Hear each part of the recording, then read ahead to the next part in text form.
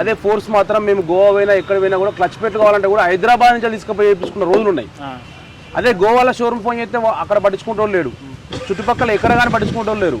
మేము కొన్ని సందర్భాలలో హైదరాబాద్ నుంచి మెకానిక్ బస్సులో ఎక్కించుకొని గోవాకి తీసుకొచ్చి క్లచ్ పెట్లు తీసుకొచ్చిన రోజులు ఉన్నాయి.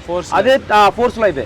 అదే ఈ టాటాలో అయితే బండి ఎక్కడ అయిపోయినా కూడా ఇమీడియట్లీ ఇక్కడి నుంచి మెకానిక్ దగ్గరలో ఉన్న వర్క్షాప్ నుంచి అయినా కానీ లేకపోతే వరంగల్ షోరూమ్ నుంచి కానీ మెకానిక్ని పంపించి వాళ్ళ సర్వీస్ వ్యాన్లో పంపించి బండి తీసుకొని వస్తారు. వ్యారంటీ కిందనే, మళ్ళీ ఛార్జ్ కూడా వేయట్లేదు.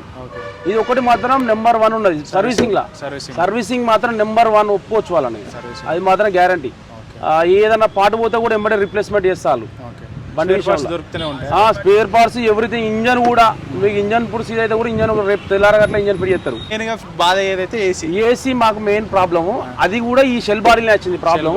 అది ఒక్కటి మాకు రెక్టిఫై ఇప్పటికి 4-5 టైమ్స్ చేసిళ్ళు, మళ్ళీ చేస్తా అన్నాడు.